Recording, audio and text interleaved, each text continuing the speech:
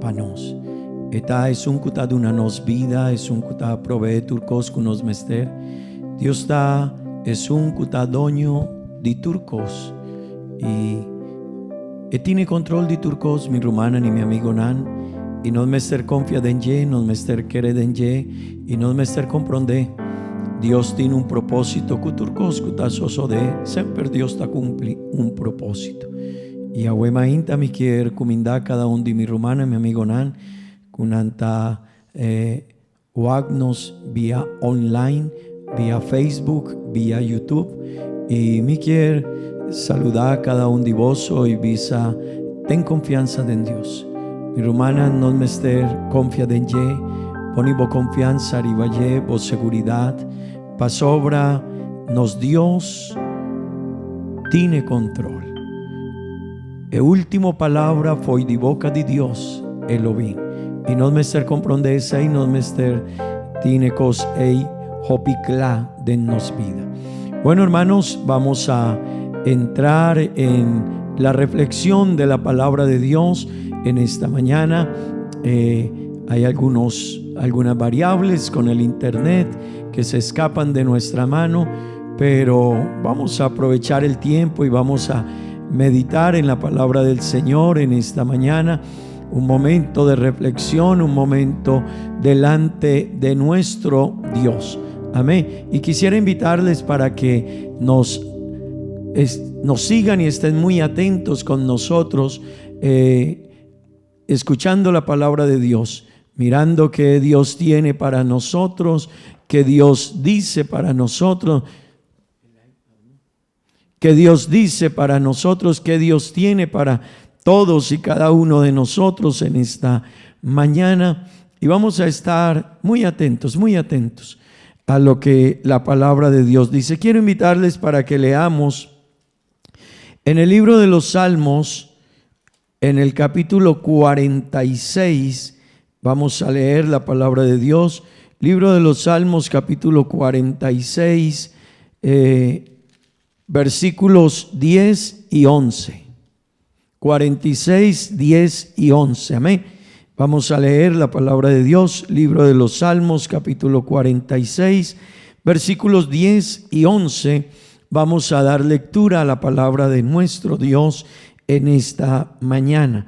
Gloria al Señor, gloria a Dios. Dice la palabra de Dios de la siguiente manera: Estad quietos y conoced que yo soy Dios. Seré exaltado entre las naciones, enaltecido seré en la tierra. Jehová de los ejércitos está con nosotros, nuestro refugio es el Dios de Jacob. Gloria al nombre del Señor. Voy a tener una palabra de oración.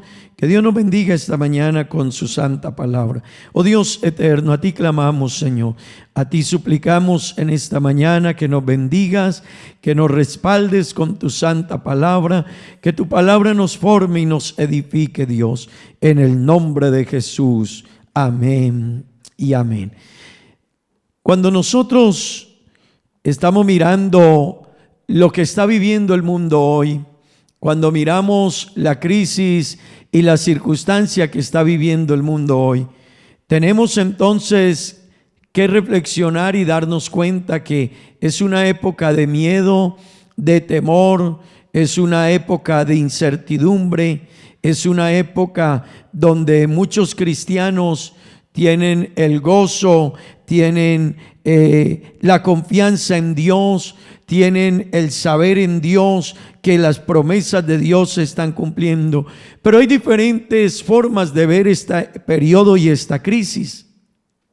Algunos angustiados, temerosos, afligidos y viviendo momentos que no saben qué van a hacer, en los cuales el futuro es incierto. Pero hay otros cristianos que en este momento están alabando a Dios, están diciendo: Señor, la situación es difícil, pero te alabo y te bendigo porque sé que tú tienes el control.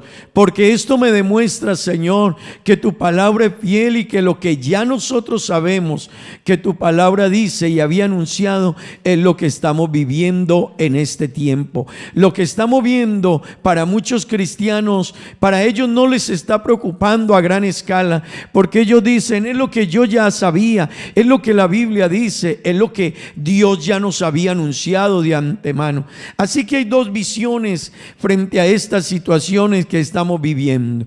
Permítame en esta mañana predicarle bajo un tema, y es la iglesia en la crisis.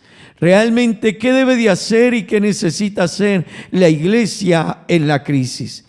Qué bueno poder entender algo nosotros en esta mañana, hermanos que me escuchan y están con nosotros.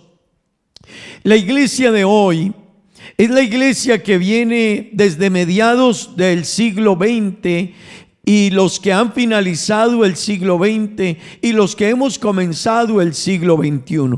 Es el promedio de las personas que estamos hoy en la iglesia. Nos tocó vivir a los que están un poco mayores, los mediados del siglo XX y quizás finalizando el siglo XXI, y ya otras generaciones que han nacido posterior a ello, les tocó la parte final del siglo XX y comenzar el siglo XXI.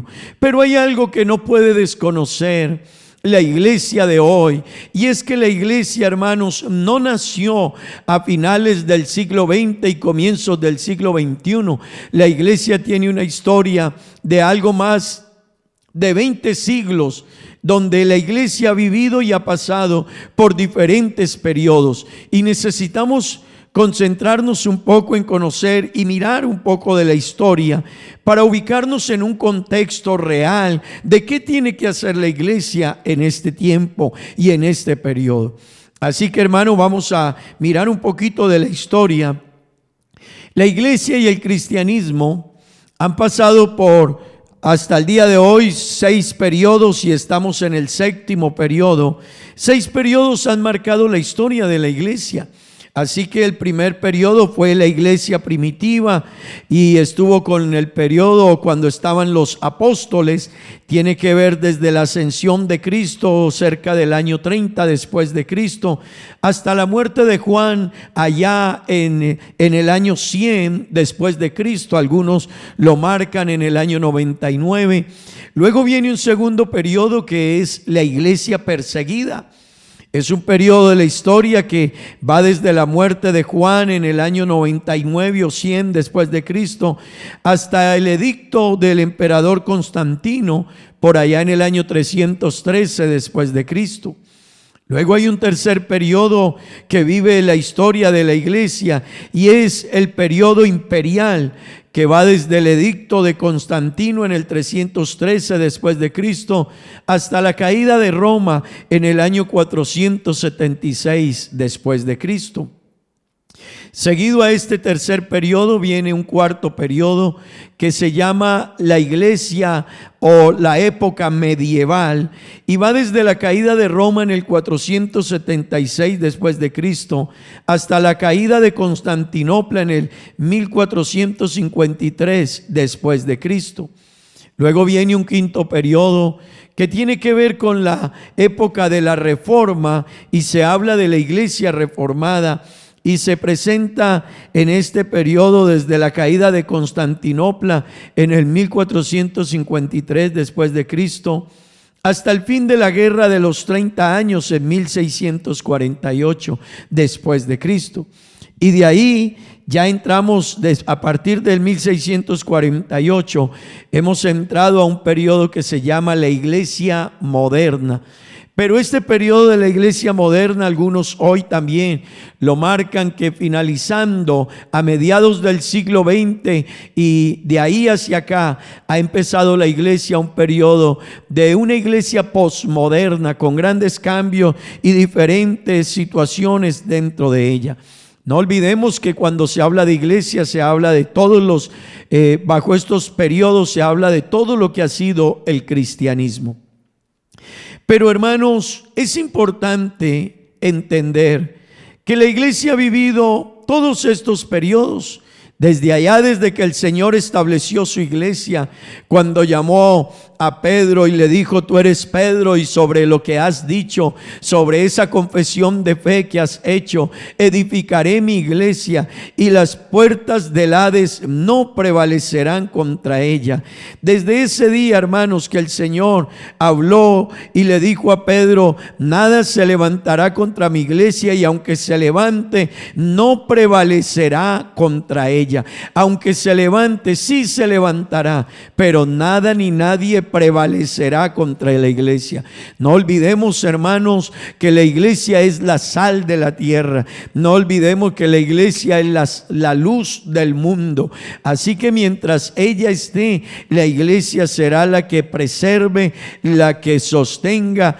Y recuerde que mientras la iglesia esté, la manifestación del hombre de pecado, de maldad, no podrá hacerse oficial, porque hay algo que hasta el presente detiene toda la obra del enemigo, y es la iglesia del Señor, el pueblo del Señor. Estos que han sido lavados, que han sido preservados, cambiados por el poder del evangelio. Así que, hermanos, desde la confesión de Pedro en San Mateo capítulo 16 versículo 13 en adelante, el Señor estableció su iglesia. Pero la iglesia ha pasado por estos periodos, ha pasado por todas estas etapas, y quiero decirles: todos estos periodos, hermanos, han traído diferentes momentos a la iglesia, nada fáciles, y es importante entenderlo.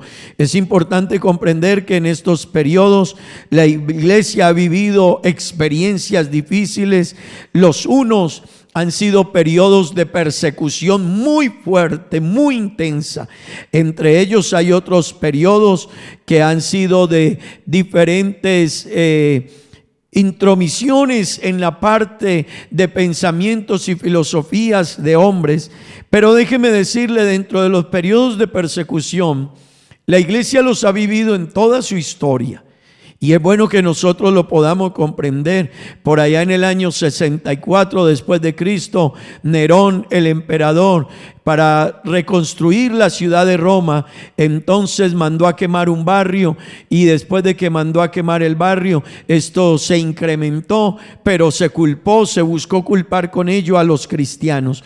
Así que los cristianos de aquel entonces fueron perseguidos, fueron maltratados, los cubrieron sus cuerpos con resina, los colgaron en los jardines del mismo emperador y les encendieron sus cuerpos, los quemaron, para que de esta manera fuera un escarnio para todos los cristianos, y de esta manera justificar todo lo que se vendría en contra de ellos. Ese fue un periodo donde precisamente, o el primer periodo de la iglesia, aún en la iglesia primitiva, ya se estaba viviendo esta experiencia. Pero viene un segundo periodo del que estábamos hablando, donde se dice precisamente que es la iglesia perseguida. Y en esto de la iglesia perseguida es importante entender que los historiadores hablan de cerca de 10 periodos, 10 grandes persecuciones que se desataron en contra de la iglesia, en contra del cristianismo, todos muy intensos, todos con grande daño a la vida, a la propiedad, a la persona de los cristianos. Pero la iglesia no ha estado exenta nunca de esto. Apocalipsis capítulo 2 verso 10, en el mensaje que se envía a la iglesia, ya se estaba diciendo: no temas en nada lo que vas a padecer.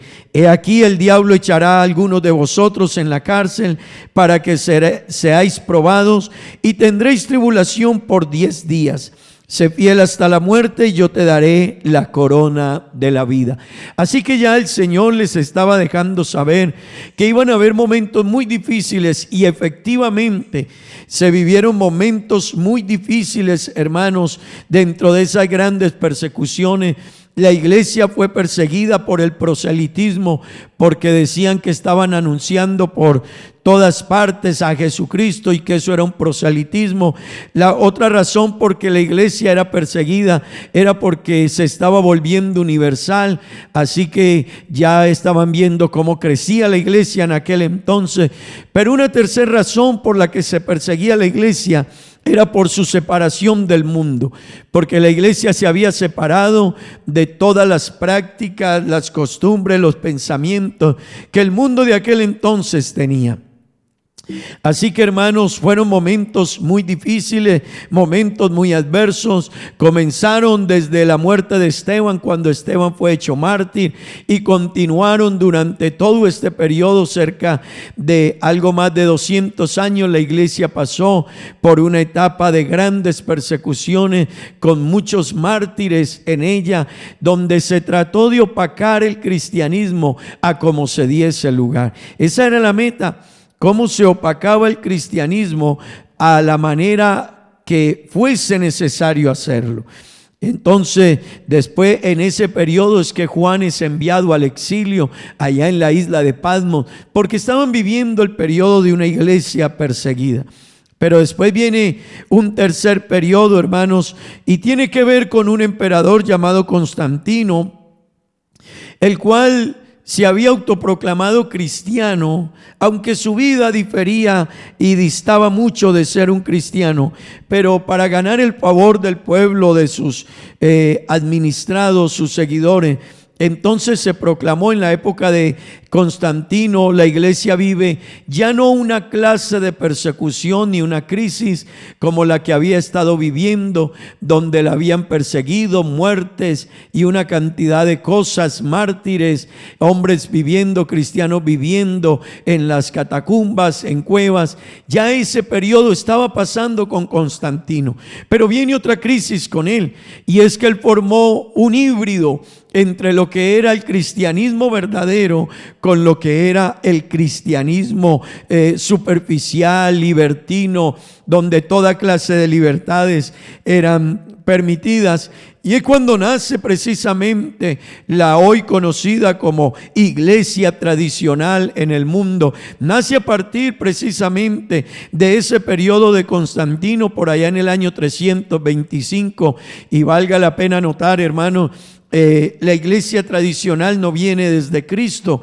Desde Cristo viene el evangelio que se ha predicado y aquellos primeros cristianos, y siempre han marcado la historia. Incluso con Constantino hubo quienes fueron un remanente y se sostuvieron y marcaron esa diferencia, no se mezclaron.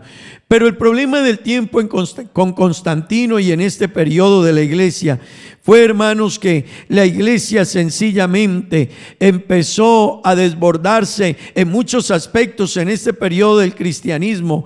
Y quiero hacer énfasis una vez más: cuando hablamos de iglesia en estos periodos, se está hablando desde toda la esfera del cristianismo.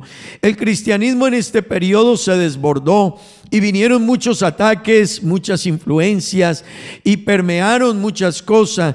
Es en este periodo donde surge el papado y los que hoy conocemos como los papas, y que se autoproclamaron desde aquel entonces que eran los sucesores de Pedro. Y bueno, hay mucho que hablar de ello, pero es un periodo que marcó la historia del cristianismo. Después de este periodo viene un periodo que se llama la iglesia medieval. Es la iglesia en la época, en la Edad Media. Fue un periodo considerado de mucha oscuridad, de mucho oscurantismo. El poder del papado llegó a su punto más alto. Hubo papas de todas las formas de pensar, crueles, duros, unos menos crueles. Y es en ese periodo que nacen las llamadas cruzadas. Así que había que conquistar a nombre de Dios todo lo que estuviese en el camino, y si no se dejaba conquistar, entonces había que destruirlo. Y es un periodo sumamente difícil, donde se persiguió a cristianos, donde se buscó cómo destruir a aquellos que tenían una fe diferente al imperio. Y son periodos de la historia muy marcados. Es en ese periodo también que nace la Inquisición, una forma de tortura afrenta y de persecución a todos aquellos que no profesasen la fe de la iglesia católica y tradicional de la época. Así que es un periodo sumamente difícil en la vida de aquellos que predicaban y anunciaban el Evangelio de Jesucristo. Así que, hermanos, después de este periodo medieval, vienen ya los periodos de los que hemos hablado, que tienen ya más que ver con estos últimos tiempos, la iglesia bajo la Reforma, cuando con Martín Lutero y los reformadores, por allá en el año 1453 y siguientes, entonces se proclama que se hace una protesta y se ponen las 95 tesis de Martín Lutero, que las colocó en la iglesia tradicional en Inglaterra, y allí precisamente nace todo este proceso de la Reforma. Y después de ese periodo de la Reforma entramos a la iglesia moderna, y ya en un último tiempo la iglesia postmoderna.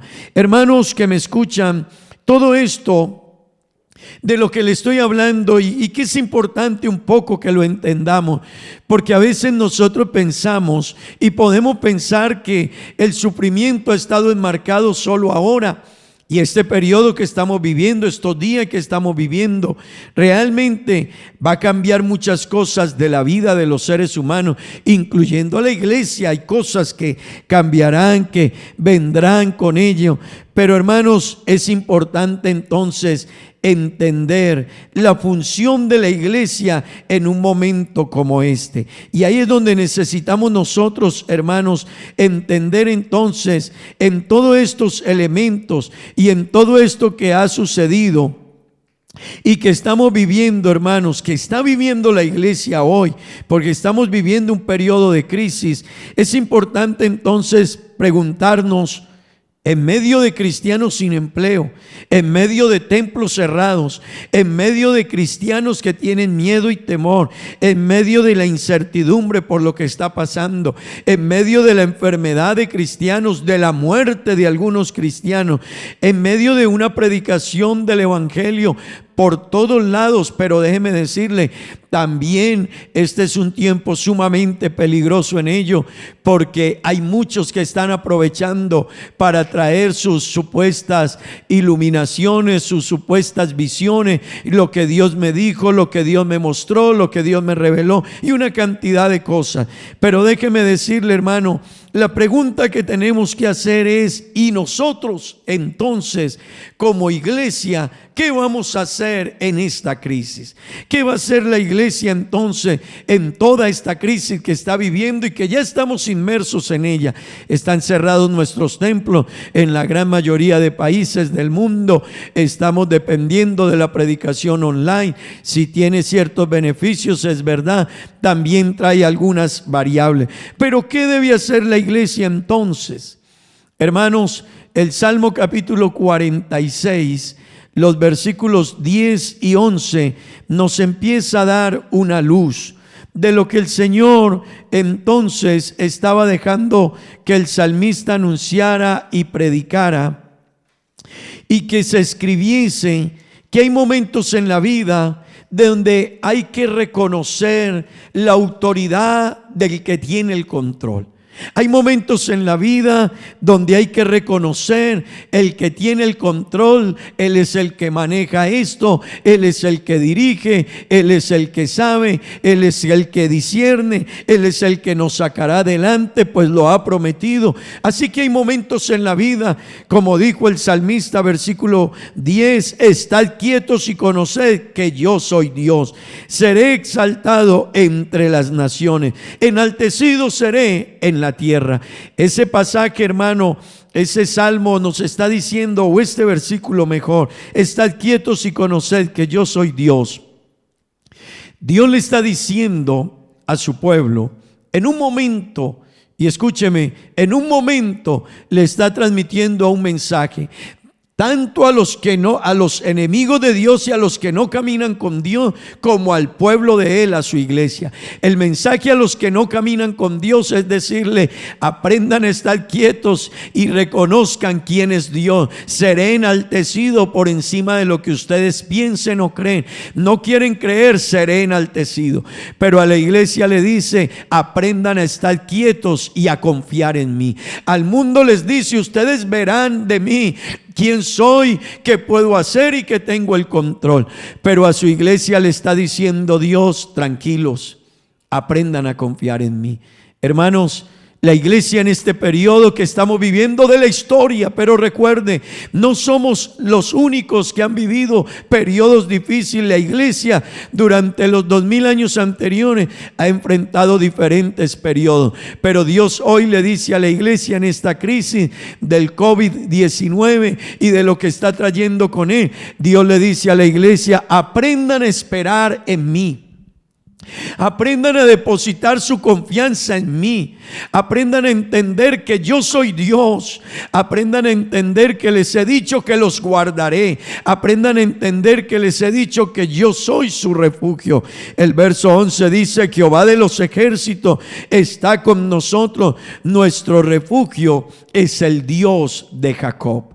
Así que Dios a su iglesia le dice algo esta mañana, y qué bueno que lo entendamos, pero no porque Dios me lo esté diciendo que yo se lo diga a usted, no, es que ya está dicho en su palabra, porque Dios conocía que íbamos a pasar diferentes periodos a través de la historia. Y hermanos, este no es un tiempo de renegar contra Dios. Este no es un tiempo de murmurar contra Dios. Este no es un tiempo de criticar el proceder de Dios. Este no es un tiempo en que los cristianos se rindan ni se desanimen. No, este es un tiempo donde el cristiano necesita saber esperar en Dios, estar quieto y entregarle a Él el control de todas las cosas. Gloria al nombre de Jesús. Hay unos puntos que quiero compartir en esta mañana. ¿Qué debe hacer la iglesia en medio de la crisis? ¿Qué debe hacer? ¿Qué debe experimentar la iglesia en medio de la crisis? Es importante entender que la iglesia en medio de la crisis debe primero mirar hacia la historia y entender. La iglesia hoy del siglo XXI, usted y yo, debemos de dar una miradita un poco hacia la historia y entender qué pasó en la historia con todos los llamados iglesia, con todos los que hemos hecho parte del pueblo del Señor. Entonces vamos a entender algunas cosas. Número uno, que en medio de la crisis hay que tener confianza en Dios. Y esto es importante, hermano. Cuando miramos hacia atrás vamos a mirar entonces que todos esos cristianos, aún en momentos muy duros, alabaron a Dios. Si miramos un poco desde allá, desde la historia, desde el comienzo, vamos entonces a mirar que Esteban, aunque lo estaban apedreando y le estaban quitando la vida, fue un hombre que murió con la confianza plena en Dios.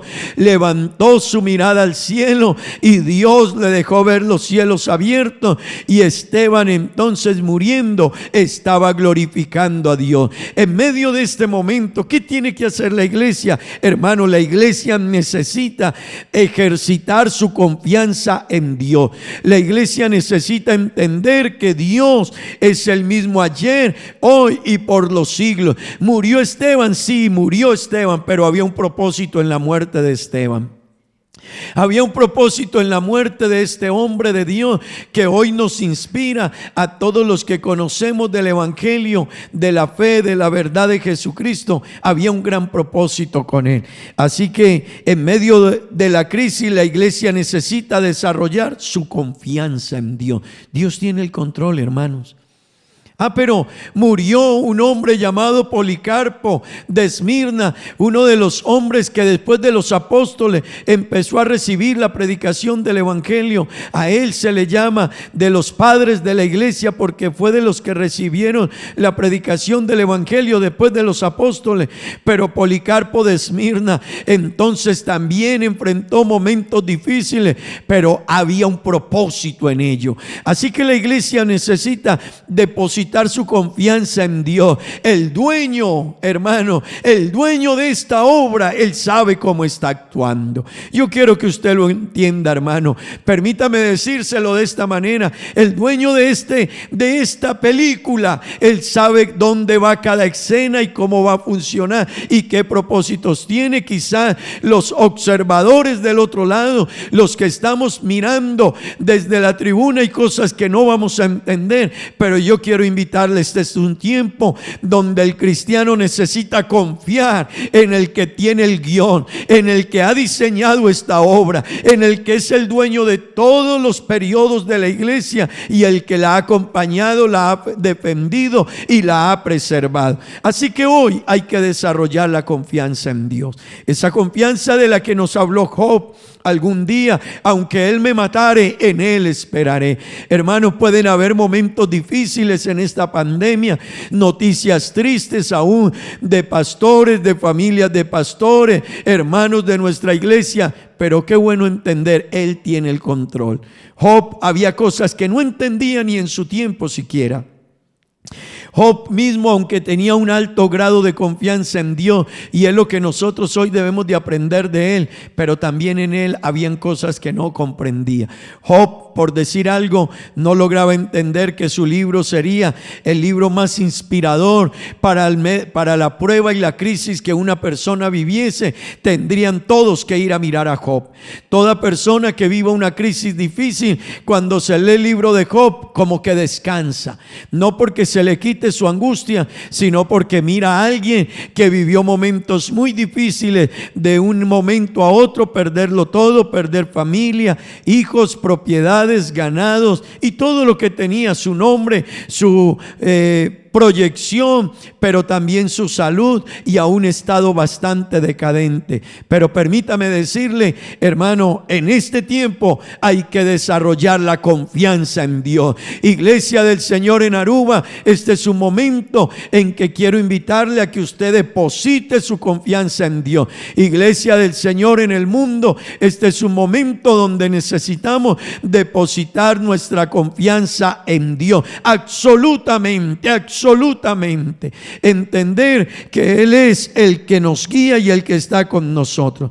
Entender, hermanos, que Dios no nos deja solos. Y qué bueno que tú lo entiendas. Dios no nos ha dejado solos y no nos va a dejar solos. El Señor, precisamente a través de Mardoqueo, le estaba dejando saber a la reina Esther que respiro y liberación vendría. Hermano, depositemos nuestra confianza en Él. Pero número 2, necesitamos en medio de la crisis aprender a vivir en medio de la crisis. La iglesia necesita, ¿cómo debe actuar la iglesia en la crisis? Número 1, poner toda su confianza en Dios. Número 2, saber cómo vive en medio de la crisis, cómo administra su tiempo, su espacio, lo que tiene, lo que posee. Hermanos, este es un tiempo de saber administrar. Y es importante que la iglesia, más que nunca antes, entienda que ella juega un papel en medio de las crisis muy importante. Y yo quiero decírselo a todos los que me escuchan, hermano, la iglesia en todos los periodos de la historia ha jugado un papel muy importante. Y en esta crisis que estamos viviendo, nosotros jugamos un papel muy importante. Aprendamos a estar quietos y confiar en Dios, a dejarnos guiar, a administrar bien nuestra vida, nuestro tiempo, lo que somos, lo que tenemos, lo que poseemos. La iglesia en este tiempo debe saber que también hubo momentos en que se necesitó de una sabia administración, y fue cuando entró José en el escenario. Un hombre que allá el capítulo 41 de Génesis, versículos 29 y 30, nos está hablando de todo lo que este hombre logró hacer en favor del pueblo en medio de una crisis. Así que la iglesia debe saber que ella juega un papel importante, y todos nosotros en medio de momentos difíciles como los que se están viviendo. El versículo 29 dice: He aquí vienen 7 años de gran abundancia en toda la tierra de Egipto, y tras ellos seguirán 7 años de hambre, y toda la abundancia será olvidada en la tierra de Egipto, y el hambre consumirá la tierra. Pero en todo eso, hermanos, Dios ya había levantado un hombre llamado José. En todo eso que ya se avecinaba, Dios había levantado un hombre llamado José, que iba a poder provisionar, ayudar y saber jugar un papel en medio de una crisis. Hermano, Dios ha levantado hoy una iglesia gloriosa, que las dificultades de la vida y de la historia no la han detenido y no la van a detener. Y ella va a jugar un papel importante en este momento de la historia, de la crisis, de la situación que vivimos. Número 3. La iglesia debe saber cómo actúa en medio de la crisis. Hermanos, y número 3, en medio de esta crisis, la iglesia debe reconocer, saber y tener la plena confianza y saberlo, cómo actúa Dios en medio de las crisis de su pueblo. Y esto yo quiero que usted lo entienda en esta mañana, hermano, con gran urgencia, con gran vehemencia, que usted logre comprender cómo actúa Dios en medio de la crisis de su pueblo. Porque Dios no se queda quieto, hermanos. No se le olvide que Él es el dueño de todo esto que existe y Él es el dueño de la iglesia. No somos nosotros, Él es el dueño de la iglesia. Pues el dueño de la iglesia nos quiere dejar saber a nosotros que en todos los 20 siglos, en los periodos que ha pasado el cristianismo y la iglesia del Señor, Dios siempre ha estado con ella. Han habido reyes, gobiernos, imperios, papas, hombres que se han levantado en contra de los que han predicado el evangelio de Jesucristo, pero Dios ha estado siempre ahí, porque Dios tiene una forma particular de actuar con sus hijos. Y yo quiero decirle algo. Número 1, Dios nunca, y yo se lo repito, nunca se olvida de nosotros, sus hijos, nunca. Y qué bueno que la iglesia en esta mañana se pueda afianzar en estas promesas de Dios. Dios nunca se olvida de sus hijos. Isaías 49, el verso 15 dice: ¿se olvidará la mujer de lo que dio a luz para dejar de complacerse del hijo de su vientre? Y dice: aunque olvide ella, yo nunca me olvidaré de ti. Gloria al nombre de Jesús, gloria al nombre de Jesús. Nunca me olvidaré de ti, nunca, dice Dios. Qué bueno entenderlo. Dios nunca se olvidará de nosotros, nunca. Dios nunca se ha olvidado y nunca se olvidará de nosotros. No lo ha hecho y no lo va a hacer. Lo que una mujer más ama es el fruto de su vientre. Las criaturas que Dios le ha dado, es lo que Dios más ama, lo que Dios más quiere. Pero ¿sabes algo? No se olvidó de ellos. Nunca una mujer se puede olvidar, aunque quisiera hacerlo, no. Pero si por si acaso lo hiciese, Dios nos deja saber: yo nunca me olvidaré de ustedes, nunca, nunca. Dios tiene una forma particular de actuar en medio de las crisis. Nunca se olvida de nosotros. Pero escúcheme algo más: nos acompaña en medio de la crisis. Así que Dios tiene una forma muy particular, y es que ha estado con nosotros, lo ha estado con su iglesia y con sus hijos en medio de la crisis, aún en esos momentos difíciles y de muerte como la de Esteban. Pero Dios lo acompañó y minimizó el impacto de lo que él estaba viviendo. Pero Dios tenía un propósito, pero lo acompañó en ese momento. Isaías 41:10 dice: el Señor nos está diciendo: no temas, porque yo estoy contigo. No desmayes, porque yo soy tu Dios que te esfuerzo. Siempre te ayudaré y siempre te sustentaré con la diestra de mi justicia. Hermanos, el Señor no nos dijo que no pasaríamos por momentos difíciles. Lo que sí nos dijo es que nos acompañaría en esos momentos difíciles. De eso sí, aprópiese esta mañana, hermano. Aprópiese, iglesia, de eso. Es verdad que pasamos por las crisis. Es verdad que esta pandemia también la está viviendo la iglesia.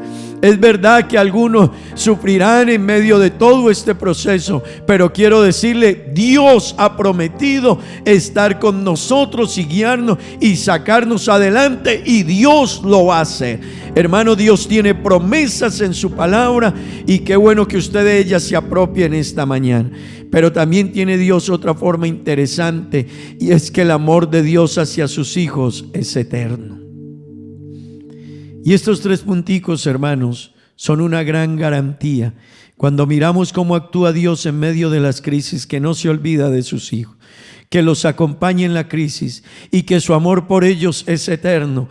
Entonces, hermanos, esto nos debe llenar en esta mañana de confianza y seguridad. Jeremías 31:3 dice: Jehová se manifestó a mí hace mucho tiempo diciendo: con amor eterno te he amado, por tanto te prolongué mi misericordia.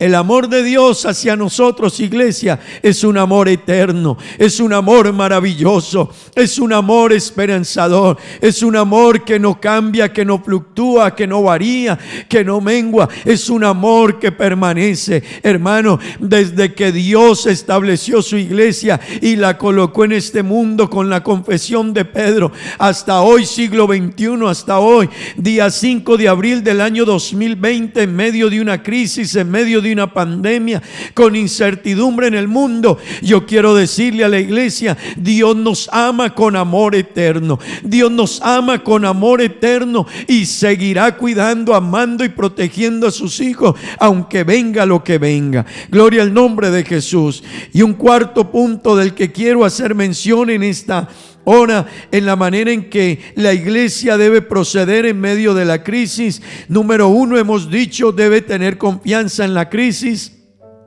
Número 2, debe saber cómo administra en medio de la crisis. Número 3, la iglesia necesita entender cómo actúa Dios en medio de la crisis en favor de su pueblo. Pero hay un cuarto punto del que quiero hablarle, y es la actitud que deben de tener los que somos iglesia del Señor en medio de la crisis. Hermanos, los que somos iglesia del Señor en medio de la crisis, necesitamos entender que nuestra posición y nuestra postura debe ser diferente a la del mundo. Debe ser diferente a aquellos que están viviendo momentos difíciles, adversos, de crisis. La nuestra, aunque vivamos esos momentos, debe ser una actitud diferente. Y hay un versículo en la Biblia que nos llama la atención y siempre hablamos de él, y inspira nuestras vidas. Y es precisamente, hermanos, el capítulo 4, el versículo 4 del libro de Filipenses. Nos inspira realmente el Señor, nos llama, nos motiva, porque el apóstol Pablo estaba en una prisión. Hermano, estaba en medio de una prisión, ya sentenciado, esperando sus días finales, el momento de ser castigado, juzgado, llevado a la muerte. Y esto debe llamar la atención de la iglesia, porque el apóstol Pablo, hermano, en medio de una prisión, sin derechos, sin quien lo defendiese, sin quien lo protegiese, sin quien hablara por él, sin que se le prestara atención, considerado enemigo del imperio, considerado enemigo del poder religioso de la época, considerado un traidor, porque antes él pertenecía a ese grupo de perseguidores, pero ahora se había ido al lado de los perseguidos. Hermano, no tenía ni quien lo estimara, ni quien lo apreciara, ni quien lo valorara, hermano, menos quien lo defendiese, y ya había sido juzgado. Pablo había estado ya en ese proceso de haber sido juzgado, esperando el momento, la hora final de su vida, pero nos escribe un pasaje glorioso, diría yo, glorioso. Y en ese pasaje nos dice: regocijaos en el Señor siempre. Siempre, está diciendo el apóstol, siempre. Regocijaos en Dios siempre. Regocijaos en Él, en lo que Él ha dicho en sus palabras. Y luego otra vez lo reafirma y dice: otra vez digo, regocijaos. Hermanos, estas palabras suenan muy motivantes y alentadoras en sí mismas. Pero cuando uno mira el contexto en el que lo dijo el apóstol, uno realmente dice, wow, tremendo. Pablo escribe estas palabras por allá entre el año 54 y 61 después de Cristo, en un momento difícil. Pero déjeme decirle, en los momentos de prueba y en los momentos de dificultad, la actitud que asuma una persona y la actitud que asuma un cristiano, un hijo de Dios, es fundamental, hermano. Y hemos llegado a decir que la actitud puede ser nuestra mejor amiga o nuestra peor enemiga. Hemos llegado a decir que la actitud nos hace o nos deshace. Pues eso es verdad, hermano. Déjeme decirle, la actitud en un momento de crisis puede crear esperanza, puede dar ánimo, puede fortalecer a la familia, puede fortalecer el entorno, puede fortalecer la sociedad, o por el contrario, puede derrumbar a muchos. Pues el apóstol Pablo asumió como un honor, en medio de la crisis que vivía, escúcheme esto, asumió como un honor estar en la prisión por Cristo. Y esto es glorioso. Esto es maravilloso. Iglesia, Pablo asumió como un honor vivir el vituperio de la prisión, de la cárcel, el maltrato, el castigo, los latigazos, las persecuciones por ser cristiano. Para él era un honor sufrir por causa de Cristo. Para él era una estima. Así que esa actitud que él asumió, hermanos, lo hizo pasar por en medio de esta situación con la frente en alto, con la cabeza, hermano, no inclinada, no agachada, sino con su cabeza erguida, porque él sabía que estaba colocando su vida, su servicio, su trabajo en medio de una crisis, una dificultad, pero por el más grande, el más glorioso, por la causa más noble que existía, la causa del Señor. Iglesia, necesitamos tener una actitud diferente en medio de momentos como el que estamos viviendo. Gloria al nombre de Jesús, gloria al nombre de Jesús. La vida nuestra, los humanos, hermanos, podremos cambiar muchas cosas si cambia nuestra actitud mental. Incluso actos y formas de nuestra vida cambiarán si cambiamos nuestra manera de pensar. Qué bueno entender en esta mañana que necesitamos colocar una actitud plena de confianza, de seguridad, de fe, de esperanza en el Señor. No temas, hermano, Dios está con nosotros. Regocíjate en medio de este momento. Cada mañana, hermanos, más que ser un levantar de lamento, que sea un levantar de alabar y glorificar a Dios. El salmista nos dice: bendeciré a Jehová en todo tiempo, mi alabanza estará de continuo, o su alabanza estará de continuo en mi boca. El salmista nos estaba diciendo en el salmo que estábamos leyendo al iniciar este servicio, que Dios sería exaltado, los reyes tendrían que exaltarle, adorarle y reconocerle, y su nombre sería glorificado.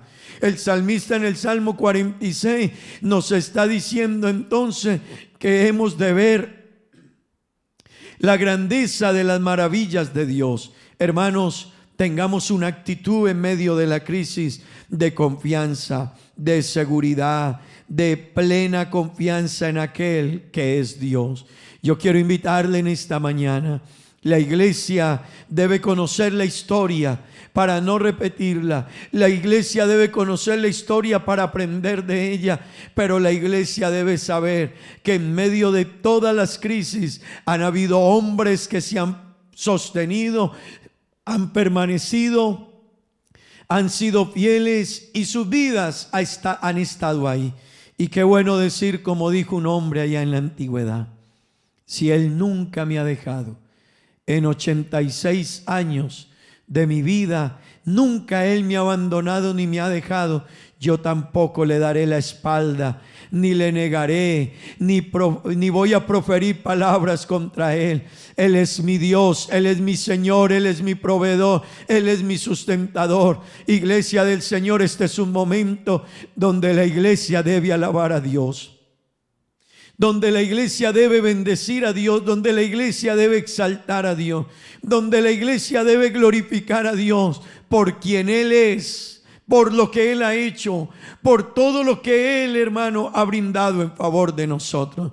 Yo quiero invitarle en esta mañana a que usted deposite toda su confianza en Él.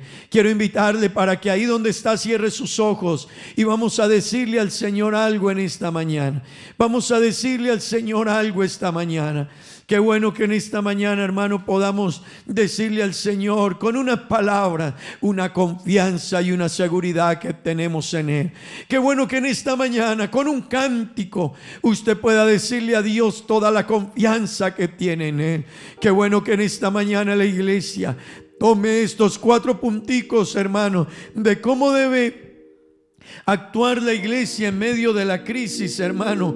Número 1, llenarse de confianza. Número 2, administrar con sabiduría. Número 3, conocer cómo actúa Dios en la crisis. Y número 4, la mejor actitud en medio de la crisis. Qué bueno que usted esta mañana diga: Señor, hoy más que levantarme angustiado, preocupado, con temor, sin saber qué va a ser de mi mañana, bendeciré a Jehová en todo tiempo. Su alabanza estará de continuo en mi boca. Hoy que no saben muchos qué hacer, qué bueno que se levante un padre de familia al lado de sus hijos y les pueda decir: estad quietos, hijos, estén quietos y tranquilos, que Dios sabe cómo va a actuar en medio de esta crisis. Qué bueno que se levante una madre en medio de este momento de crisis y pueda decirle a su familia: estén tranquilos, Dios va a ser exaltado. Seguiremos exaltando a Dios por lo que Dios hará.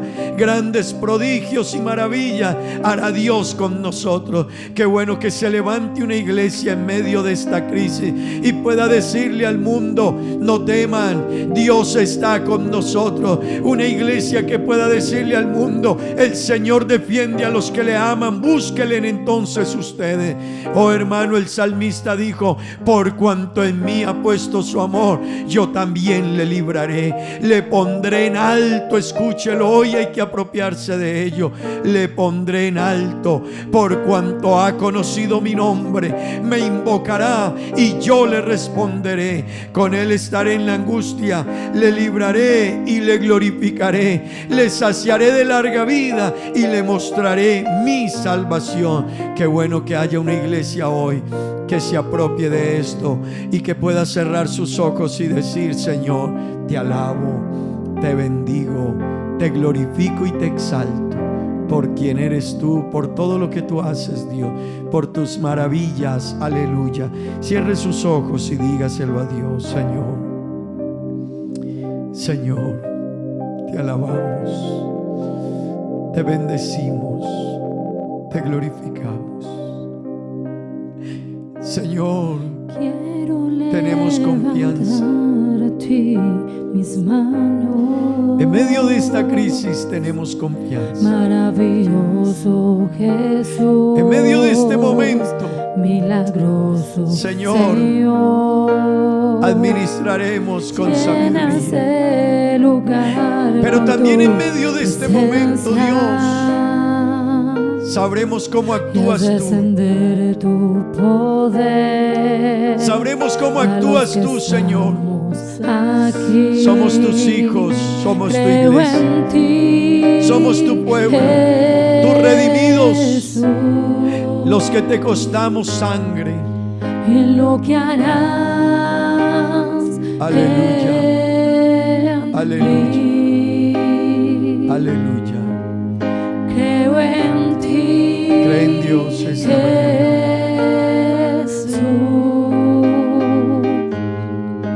En lo que harás. Creámosle a Dios. En mí. Dígaselo con el alma. En mí. En mí. Iglesia, díselo con el alma. Recibe toda la gloria, recibe toda la honra, precioso Señor Jesús. Recibe toda la gloria, recibe toda la honra, precioso Señor Jesús.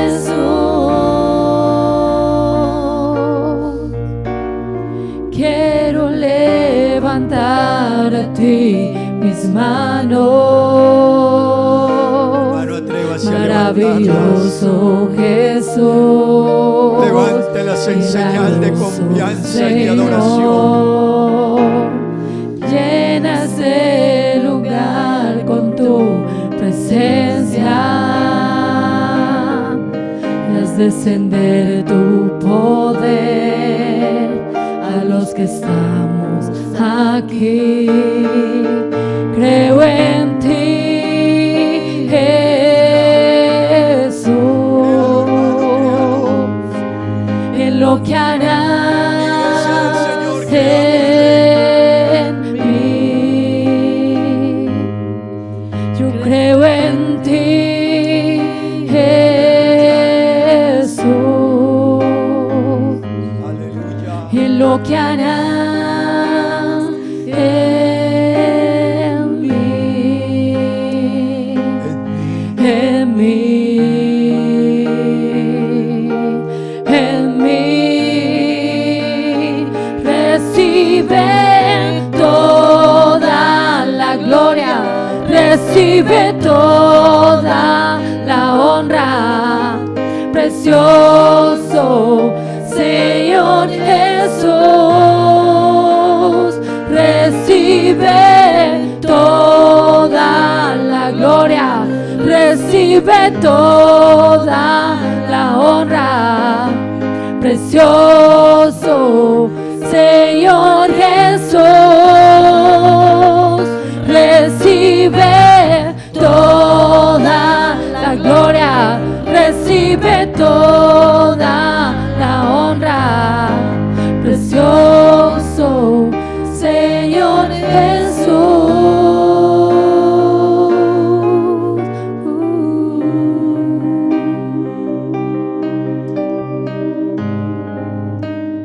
Aleluya. Dele la gloria un momento. Dele la gloria ahí donde usted está. Dele la gloria. Yo no sé el momento por el que estás pasando, hermano, en este instante. No lo sé. Quizás hay miedo, quizás hay incertidumbre, quizás hay una preocupación. ¿Qué voy a hacer? ¿Qué va a pasar con mis hijos? ¿Cómo voy a proveer? Quizás no sabes qué vas a hacer. Estad quietos y ve. Dios tiene un plan. Dios tiene un propósito. Eres iglesia. Eres iglesia, confía en Él. Niño, joven. Es que estoy muy joven y no sé qué hacer. Solo confía en Él. Es que no he vivido mucho, no te preocupes, confía en Él. Aprende a esperar en Él. Gracias, Señor Jesús, gracias.